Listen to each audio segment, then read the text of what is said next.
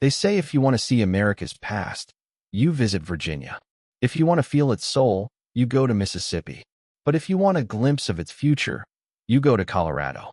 This isn't just about mountains or marijuana. It's about a state that has become a proving ground for the questions the rest of the country is still afraid to ask. What happens when progressive policies meet conservative traditions? When urban innovation collides with rugged individualism? When a place built by miners and pioneers becomes a hub for coders and climate scientists? Colorado isn't just weathering these changes, it's leaning into them. And in doing so, it may be writing the rough draft of America's next chapter. Colorado's story begins not with glamour, but with grit. Long before it became a progressive darling, it was a land carved by wind, gold rushes, and relentless ambition. The high plains and mountain ranges drew explorers and risk-takers, people who believed in self-reliance and the promise of wide-open spaces. But what makes Colorado today isn't just its geography, it's who's moved there.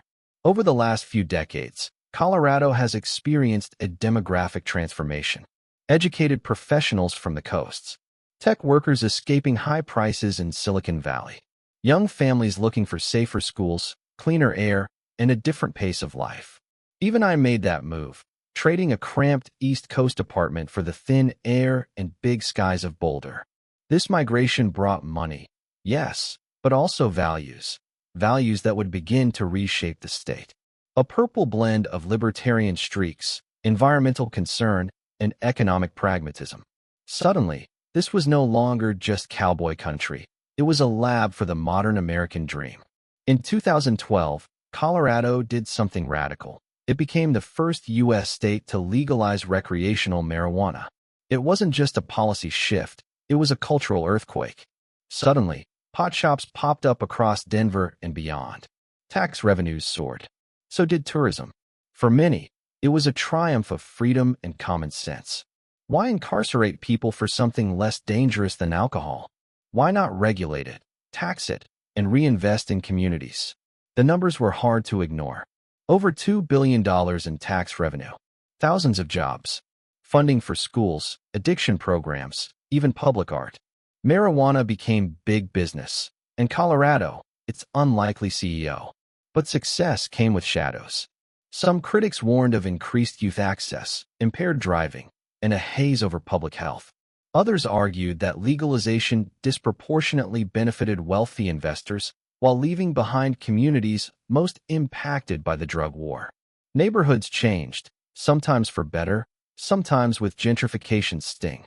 Still, Colorado didn't backpedal. It adjusted. More regulation, more research, more dialogue. And in that process, it became something more than the weed state. It became the country's case study in bold social experimentation. With the influx of people came rapid urbanization.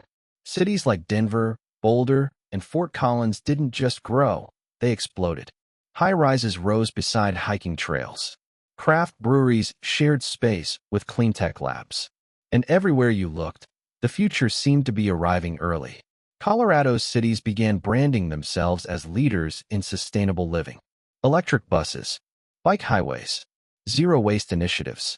It felt like a glimpse of what cities across the U.S. aspired to be. Tech giants followed. Google opened a campus in Boulder. Lockheed Martin expanded in Jefferson County. IBM, Oracle, and hundreds of startups called Colorado home.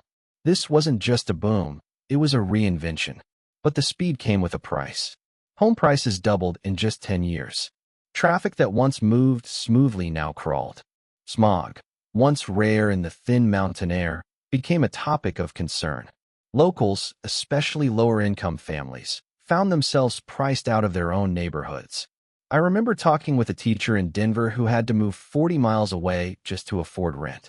She said the city she once loved had become a place she could only visit. So, is Colorado a blueprint for sustainable progress, or a cautionary tale of rapid change? The answer, perhaps, is both. Politically, Colorado doesn't fit into a box. It's a purple state that leans blue in presidential elections, but still elects conservative sheriffs in rural counties. Gun rights are fiercely defended. just blocks from where environmentalists champion clean air bills. There's tension, but also coexistence. The people here value freedom, but also progress. They're skeptical of federal overreach, yet deeply concerned about climate change.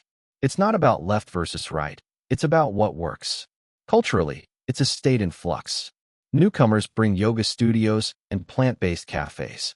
Old-timers still attend rodeos and drive pickups. At times, it feels like two Colorados are living side by side. Yet despite the differences, there's a surprising amount of tolerance. In one small town, I met a veteran who volunteered at a refugee center. He told me, "I didn't serve overseas just to turn my back on people here." That, in a way, captures the spirit of modern Colorado, firm in values, flexible in application. It's not a utopia, but it is a reflection of what America is becoming: diverse, dynamic, and still searching for balance. Colorado isn't perfect. Its success stories are real, but so are its growing pains. It's a place where progress walks hand in hand with contradiction. But maybe that's exactly why it matters. Because in a country that's increasingly polarized, Colorado is still experimenting, still adjusting, still believing that there's a way forward that doesn't require choosing extremes. If you want to know where America might be headed, not in theory, but in practice, look at Colorado. Look at its cities, its people, its debates. The future doesn't arrive all at once. It shows up in places like this, messy, unfinished, and full of possibility. Is America ready to follow Colorado's path? Or will it chart a different future,